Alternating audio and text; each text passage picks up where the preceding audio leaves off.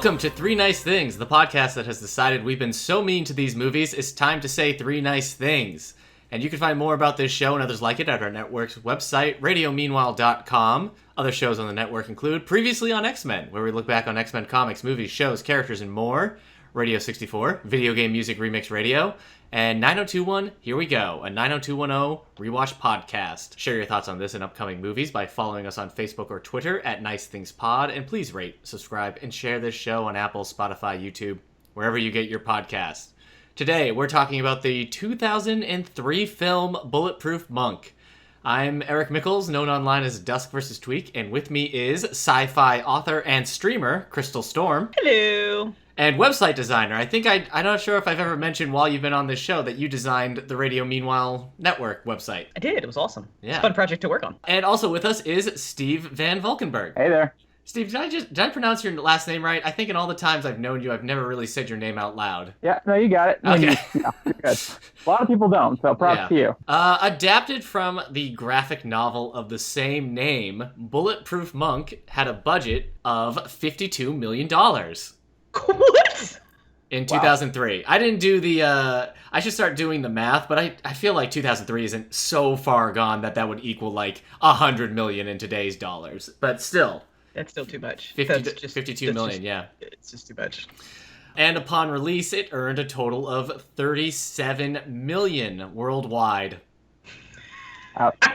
Yeah, that is according to Box Office Mojo. And normally I use the numbers, but the numbers had it that the international box office return was like 6 million, whereas Box Office Mojo said it was 13 million. So I decided to concede to Box Office Mojo. But still, 37 million worldwide did not meet its production budget. That's a bomb. Yeah. Wonder why. At the time of recording, it has a critic score of 23% on Rotten Tomato and an audience score of 38%. Huh. So, a little high. Yeah, 23%. But again, this came out in 2003. Movies get so many more reviews, so I don't even know what that number would equal like today. It's not like people are retroactively reviewing Bulletproof Monk. Normally, we do a whole bunch of like the making of, and because normally when like we do a really bad movie, there's some like crap show happening behind the curtain. And this, you'll find out that this movie's kind of like a nothing movie when it comes to its production. It just happened, and then it was done. So there's some stuff to talk about, but not like some of the travesties we've covered in the past. Like we normally do, we are going to spoil Bulletproof Monk, probably, if we talk about the ending. So if you haven't seen Bulletproof Monk and you want to, it's free on YouTube right now with ad breaks. The summary of the movie is... And guys, help fill me in because, like, I was doing my best to, like, pay attention to that kind of stuff. And this movie took, I felt like more effort to, like, follow the plot than it should have. But basically, we open with, like, a 10-minute prologue set in 1943. A Tibetan monk is becoming the new guardian of this scroll. And the scroll's supposed to, like, make hell on earth or heaven on earth, depending on who reads from the scroll. Nazis attack. All the monks are killed except for the one who's just been anointed. He's gonna be he's Chow Yun Fat. And then we open 60 years later in 2003, and we meet Sean William Scott character who's called Carr. He's a pickpocket. He bumps into Chow Yun Fat. They interact and then are to start like buddy copping for I can't tell you why they stick together. Turns out the Nazi group is still looking for the scroll. They meet a girl named Jade. The Nazis keep attacking. There's a big fight, and the Nazis lose. That's pretty accurate. That's... Did I miss any, like, key plot elements? Oh, I guess at the end, it turns out that not only is Sean William Scott the new monk guardian, but so is... Jade, played by Jamie King. Anything else that was important in there? You may want to mention that the title is Pass from whoever was anointed last to the next person. Yes, that's right, yeah. Chow Yun Fat is trying to find a new person to protect the scroll, and when that happens, he's going to lose that power. And I guess the power is you become the Bulletproof Monk, but yeah. the idea that if the monk is bulletproof, that's not a thing in the movie. Yes, Well, I guess it as was well.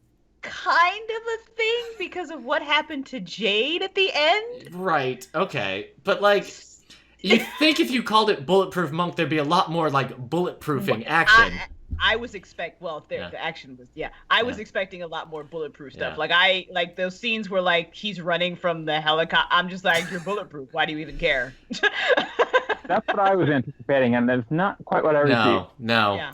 I'm gonna guess we all have similar experiences with this movie, and that this was all the first time any of us have watched this. Steve, is this the first time you watched Bulletproof Monk? Yes. And had you been aware of this movie beforehand? Only in like the sense that I've seen it in like value bins and movie stores that I've never thought I'd ever pick up and watch. Right. But somehow it found its way to me. Don't you feel lucky, Steve? Yeah. I feel very, very lucky. Crystal, I imagine you've never seen this movie before. No. Were you aware of this movie in 2003 and on?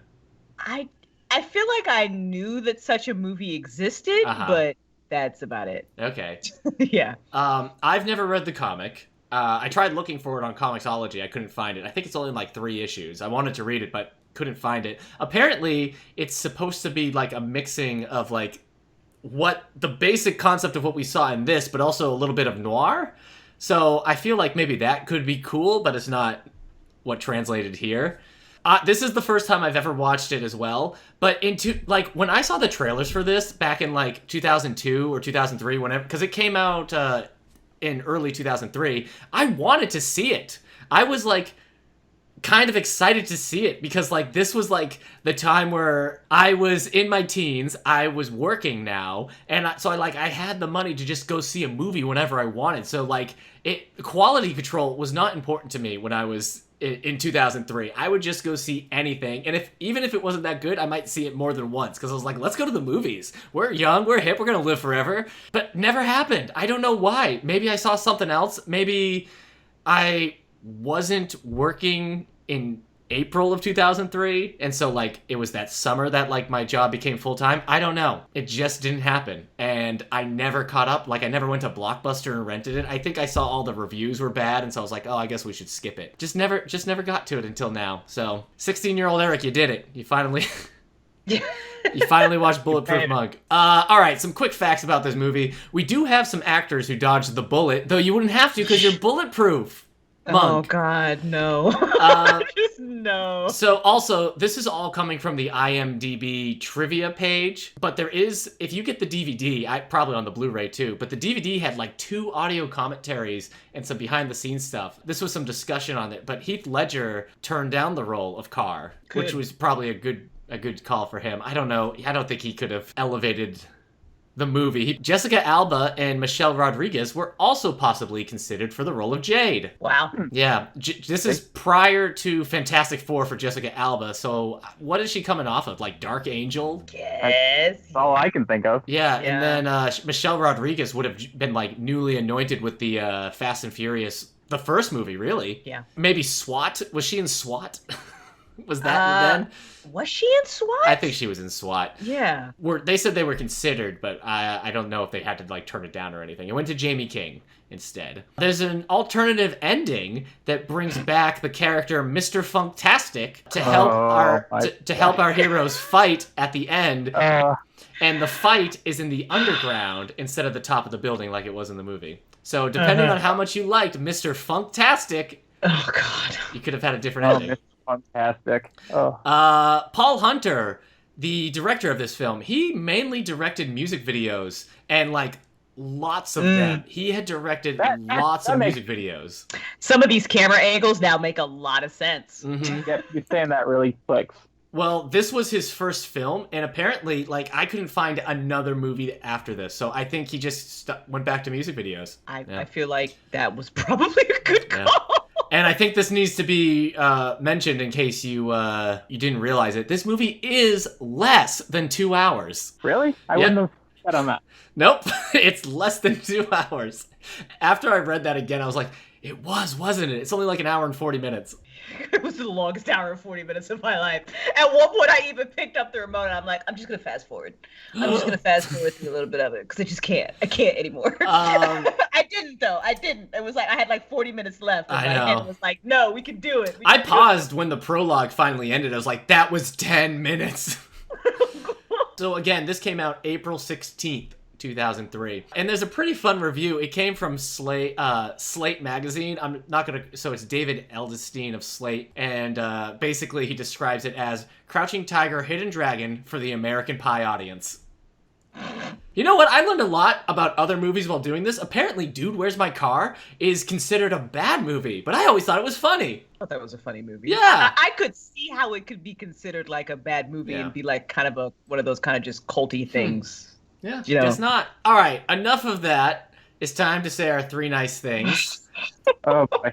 Yep, we're gonna say our 3 nice things about this movie. Try to focus on our nice things. What was that movie you made us watch, Eric, with the leverage? Oh, stop saying leverage. It's Battlefield Earth. So if I had to watch one of the two for the rest of my life, Battlefield Earth wins. Wow. Like, I'm watching Battlefield Earth. I mean, I guess with Battlefield Earth, you can see, like, the difference I feel like is Battlefield Earth is such a train wreck. It's such a masterpiece of disaster that, like, you're as horrible as it is and as tortured as it is to watch, you can still be like, how? Whereas this film, it's just nothing. It's like, I don't know, it's DOA on arrival. There's not a lot to be like, whoa, that's horrible. It's just not entertaining. Who do we start with? Steve, you've never been on this show before. Let's start with your nice thing. Okay, that works. Because actually, my first thing I came up with is in the very, very beginning of the movie. I'm always a sucker when movies open with a real close-up shot of something that gets farther away and you realize it was part of something else. I really like the Cocoon opening with the butterfly coming out of it. Or whatever it was. I mean, if I had to pick something to start with, I appreciate that kind of setup to a movie. Okay. Do you feel that setup was then later rewarded? I can't, in all honesty, say that it was, Eric. Do you think we're supposed to think of Carr as this cocooned butterfly? I suppose that's what they were going for. I will not say that landed. I see what you're saying with that thing, but I thought that was some bad CGI. Oh, I like the concept. I didn't think it was executed well. Fair. The like for a while, I really thought we were like in a colon. The way it was moving and the effect it looked like. I'm like, where are we in the human body right now? It was kind of a gross effect. Crystal, did that cocoon have any effect on you? No. I kind of remember, I didn't even realize we were at the movie. I thought it was going to be one of those, like, weird, like, you know how some logos... Oh, yeah, like, Cocoon Films presents. Yeah, and I remember thinking to myself, like, I wonder what the hell they're thinking when they do these, about why they pick this. Like, that'd be a great way to use our logo. And I was just remember thinking, like, what am I even looking at? Like, what is even in this? I'm like, oh, it's a bug. But I'm glad you liked it, Eric. Not me, Steve! Steve did! Steve, I'm glad you liked it. I thought it looked like a butt! I'm taking what I can get here. Oh, no, yeah, that's where we're at. Crystal, do you have a nice thing does anybody else have a nice thing in this, like, beginning 10-minute prologue area? Yes, I do, actually. Go ahead, Crystal. I do. My nice thing is that I appreciate that we started out in their native tongue and not in English. I thought, like, you know what? Props to that. Mm-hmm. Yeah, there's no scene either where they're just like, why don't we practice our English for a little bit? Good idea. Yeah. They just stick with it. Yeah. We start with subtitles because they're Tibetan, and I'm like, I'm down with it. Cool. Yeah, instead of just speaking perfect English in 1943. The Nazis don't do that? I don't remember. The Nazi stuff is it happens, and I'm just like, oh, right, there are Nazis in this movie. Oh, yeah. I know in the present day, they, like, the Nazis are speaking English even when they're alone, right? Or does he say that thing about being my granddaughter isn't going to protect you? I don't even remember. It doesn't remember. It's not worth the brain cells trying to remember. Crystal appreciates the fact that the Tibetans are speaking native tongue when we first meet them. Listen, I didn't say the fight on the bridge. Did anybody put the fight on the bridge? No. Them training on the bridge? Okay. I saw some people, like, reviews saying nice things about that, but I think it looks bad. I mean, It all looks bad. I get it, but All of like it. it's so green screen, and like you can see those Matrix inspired wires, just like the way they're like flipping and stuff. I'm like, this isn't as cool as they think. It's crazy that you can make an action film in 2003, post The Matrix, post Crouching Tiger, with Chow Yun-fat, and there's no good action in this movie. I don't get it. Yeah. It doesn't make any sense to me. Like I felt like a lot of we were even pointing out like a lot of some of the CGI was like there's like CGI of sky, and we're just like, why? Yeah.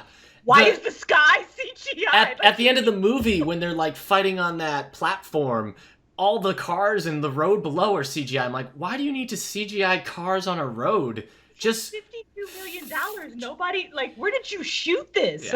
Yeah. When my wife Kendra heard that it cost $52 million, she's like, we could have spent that money on good things. There are people starving, and we said $52 million for Bulletproof Monk. So we're done with that 10-minute prologue, right? Because I don't think I have a single nice thing about that prologue. Okay, well then my first nice thing. Oh boy. My first nice thing is when we meet Carr, played by Sean William Scott. It's to the song Diamonds and Guns by the Transplants. And this is like a 2002, they say it's like a punk hip-hop song, but okay. That song came on, and I don't think I ever listened to it, but I was suddenly transported back to the year of 2002 and 2003, and I felt young again. What the Nazi wanted the Skrull to do to him, the opening Meet Stifler scene with Diamonds and Guns was like, whoa, I'm back! So, I don't know. We're reaching so hard for this movie. I guess as an art form, the movie was able to transport me to a different time and place. I mean, it's different than if the film was made now and was trying to recreate 2003, but it's a nice little time capsule of 2003. And I tell you, that song and that introduction of Sean William Scott smirking and then saying "Rush Hour" that's a cool opening line, which is not helpful to this movie to even say the phrase "Rush Hour" because it just made me think oh right, I could be watching Rush Hour instead. Jamie King, that grunge Evanescence kind of look, that my hair isn't washed but it is look, the song in here, it was all just wow. You don't think of the early 2000s of a specific period in time, but it is. And all of that, I don't know. I appreciated that weird time travel. Also, I've been listening to Diamonds and Guns post that. It's the only part of the movie where I felt like it knew what kind of movie it wanted to be for a second. Right. I don't know. It thought it was just going to be kind of cool and smarmy, kind of like a post Crouching Tiger version of the buddy cop stuff, but no, it didn't. Anyway, that's my nice thing. A weird realization of my mortality and how nice it was to feel young again. I like it. Yeah. We know Sean William Scott from stuff. How do you guys feel about Sean William Scott in general? Outside this movie. I've never seen him in the Dukes of Hazzard movies, so I don't have high opinions of him very well. I think I saw him in that. Well, he was the guy in the movie, a little bit of lightning, a little bit of thunder. Wasn't that him? And what? Oh God, I don't remember the name of the movie. I mean, I thought he was fairly funny. In Evolution? I mean, he was in Evolution. He was in Dude, Where's My Car? He was. It wasn't that one. Role Models. It was a stupid movie. Was Goon? it Cop Out? Oh, he was in Cop Out with No, The Rundown. That's what. Oh yeah, he was in Rundown with The Rock. See, but yes, I'm listing movies that I've seen him in and I've liked him in. He's not an actor that I would ever go to a movie for, but he can be likable and kind of you want to punch him in the face way, because but I think he kind of owned that. He is very schmarmy. Well, I was talking to Kendra, he's handsome but in weird ways. None of his face seems to go with the rest of his face in plays. Yeah, I'm glad you said that, because I was thinking something like that and I couldn't quite phrase his forehead, I mean, I don't want to body shame Sean William Scott, but his forehead and his face seem like they're on two different heads. But he's a good-looking guy. He can be funny. He can be charismatic and likable, and he can play that kind of dude, kind of idiot. But he can also play the smart aleck. I liked him in The Rundown. I like him in Evolution. I liked him in Role Models. I did not like him in this, and I'm not entirely sure it's his fault. But at the same time, this is pretty early in his career, so maybe it is his fault. I don't know. He said yes, right? I mean, he said yes to the movie. How do we feel about Chow Yun-fat in general, like as an actor? I Well, like actually, him. let me jump ahead to my second nice thing. It's just a general. I like him. In this There you movie? go. Yeah, I just think he's very likable. I Yeah. mean, I could stand watching the movie because I didn't mind him. I liked him fine. That's also my second nice thing. I thought Chow Yun-fat was entertaining in his... I felt like he left this movie pretty unscathed. And, like, there's scenes, like the scene where he's in Carr's apartment and he won't leave, and, like, Carr's trying to get him to leave, and he just, you know, is bouncing around and smiling. He's able to deliver lines. He knows exactly what he's doing in this movie. I think he has a better sense of what this movie was supposed to be than anyone else in charge. Yeah. Because he knows to be kind of goofy. He's spouting, you know, his Tibetan wisdom, even though, you know, a lot of it is kind of nonsense in this movie. But like he's also kind of like fun and goofy. He's taking his role serious. He'd be kind of the guy who'd just be like, hey, relax. It's all gonna be cool. He's not bad in it. It's just a bad movie he's in. Yes. I feel like. Accurate. I feel like that's very accurate. And I said that thing about wisdom. That stupid hot dog riddle. I don't. Oh, that was so frustrating. I hated that. Especially like the results. Okay. So the first one, because he's like, how come hot dogs come in packages of 10 and hot dog buns come in packages of 8? Like it's important. And the first time Carr thinks he's solving that riddle is because no matter how much you get, how much you achieve, how many times you win, you can never ever let yourself feel like it's enough. The monk is just like, no, that's wrong. And at the end of the movie, he says, they come in different numbers. The thing is, life doesn't always work out according to plan. So be happy with what you got because you can always get a hot dog. And that's it. That's the answer? That's what we're supposed to take away from this movie? And I thought the answer to that was capitalism. Yeah, yeah. I figured that's what the answer to it was. At the end of the movie, Kendra's yelling at the screen being like, it's so you have to buy more hot dogs and hot dog buns. Thank you. Father of the Bride movie with Steve Martin did this thing back in the early 90s. Why is this movie trying to teach us wisdom that it's the dumbest answer to the dumbest riddle? I could not believe how often we kept coming back to the stinking hot dog bun thing. Whoever wrote that thought they were like big genius. Oh, yeah. It's funny when I typed in Bulletproof Monk trying to find it on YouTube, hot dog riddle came up as one of the options. Like, who is searching for the answer to this hot dog riddle? Yeah. I mean, come on. But yeah, Steve and I, we both at least liked Chow Yun-fat and felt like I'd be willing to watch more movies with him. I liked him. Yeah, he's in a better movie. He would have been very good, and he probably would have had better lines and scenes and everything. He is wasted, and it's almost like he's doing this movie a favor by showing up. Basically. Yeah, So. that's definitely what it felt. It's crazy. This movie, like, John Woo is a producer on this film. I mean, producer role could mean whatever, but still, like, he put his name on this. I wouldn't have. I would not have. Image Comics was like, yeah, make a movie out of our stuff. Crystal, what's your second nice thing? My second nice thing is that the voice actor for Iroh, who is from Avatar: The Last Airbender, is in this movie, and he is awesome. Who is he? What's his name? Mako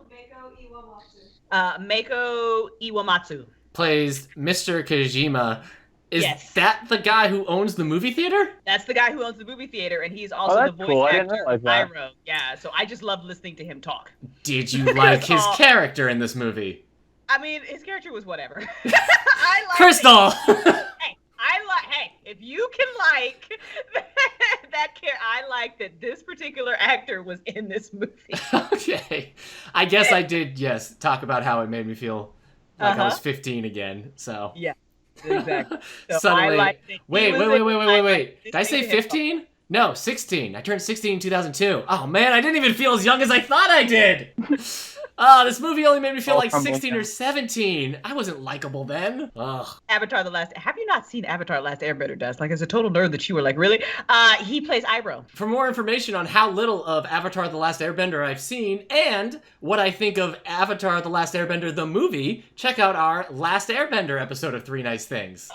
The movie should not even be discussed ever. Well, we said 3 nice things about it, and yeah. I was trying to figure out my nice things, and I was talking out loud to Kendra, and I was like, I don't know what to say. And she's like, well, what about the guy who owned the movie theater? I'm like, he was like nothing. She's like, well, what about the fact that Sean William Scott lives above a movie theater. That's cool. I'm like, but it's not cool in the movie.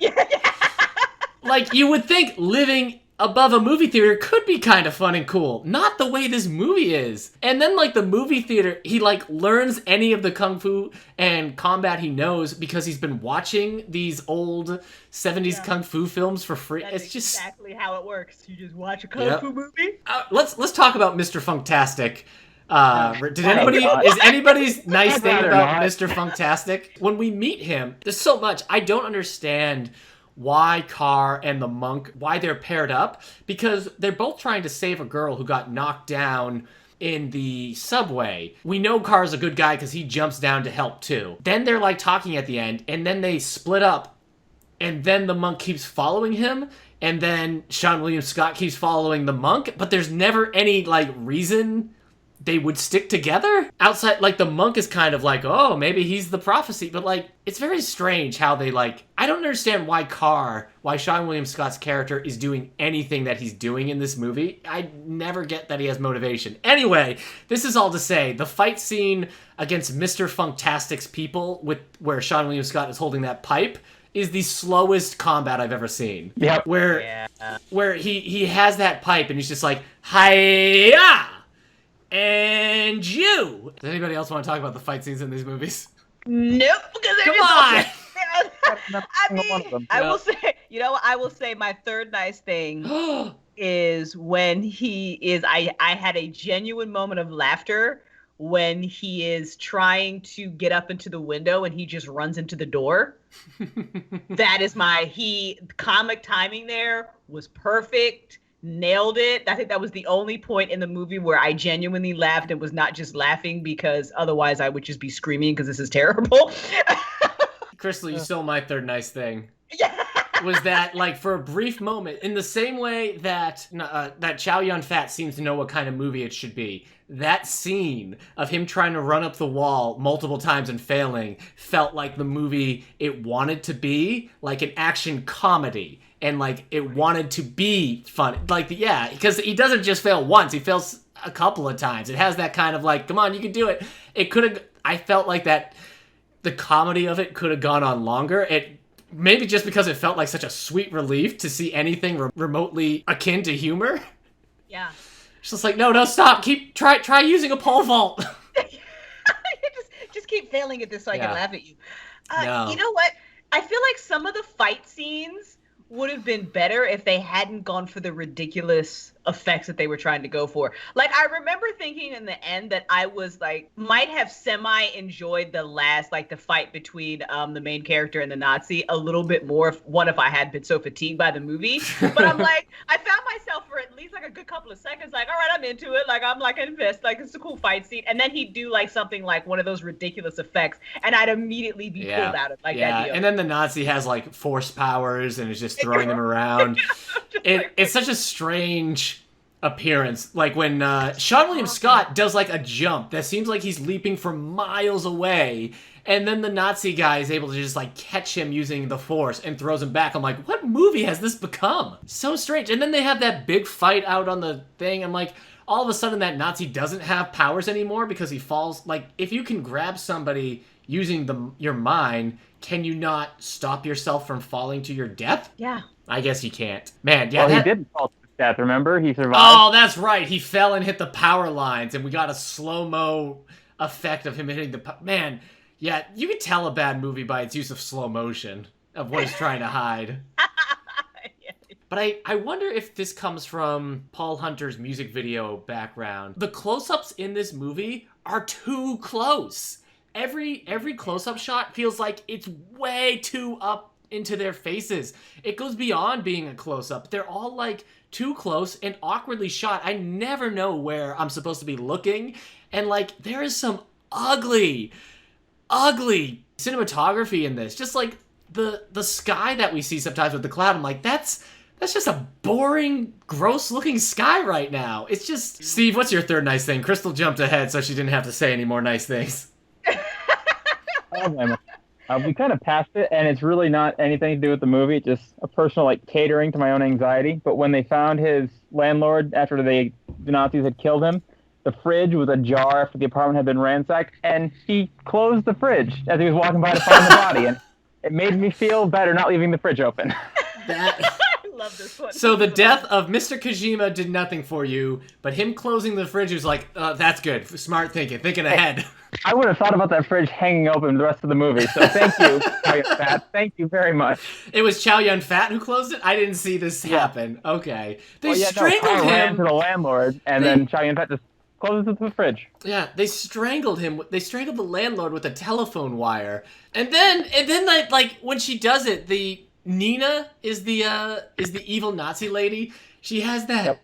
She has that line. Is it supposed to be clever? Where he's like, "I'm calling the cops on you, you crazy bitch," and then she's like, "I'm not crazy, but I am a bitch." Boy, now we know about her character, I guess.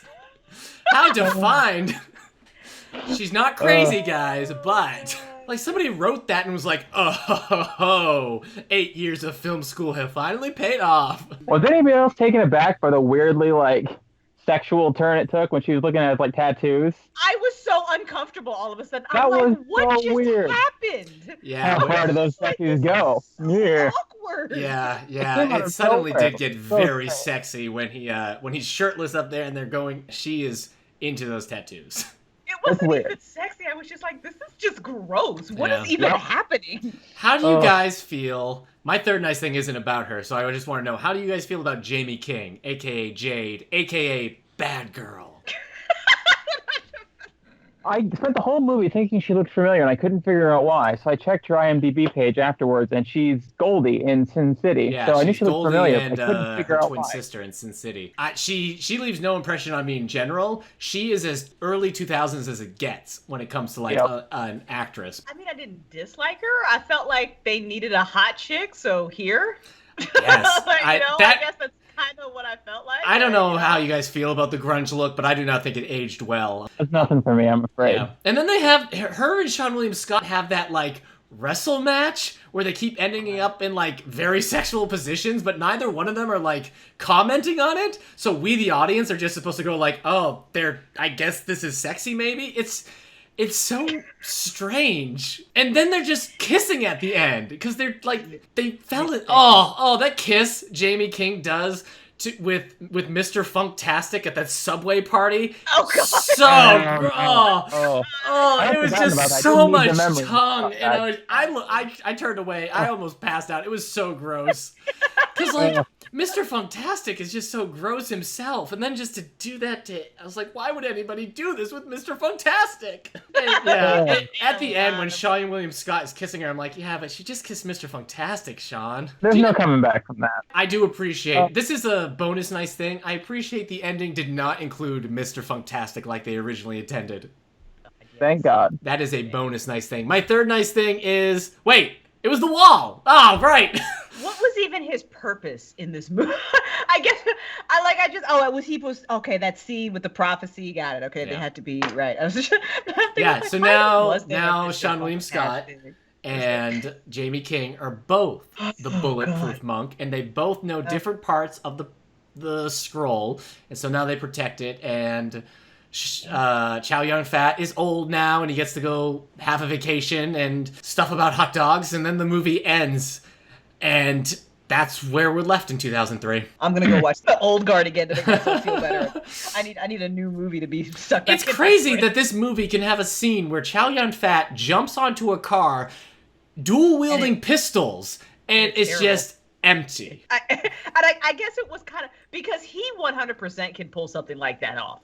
Like he is, but I guess I don't know if it was just because of the movie or the way it was shot, but it was ridiculous. Seen in Electra where we were talking about, like Jennifer Gardner can pull off some like action, action, but just for some reason in some of her scenes, you just couldn't I just couldn't take them seriously. I'm just like, and this is ridiculous, and I'm laughing. You think about how like Brett Ratner is like a hack director in a lot of ways, but somehow he knew to get out of the way to let Jackie Chan just do his stuff in movies like Rush Hour, and here we have Chow Yun-fat just like CGI hanging onto a helicopter and not doing Those were so bad. and not doing anything. I forgot about the helicopter. Oh.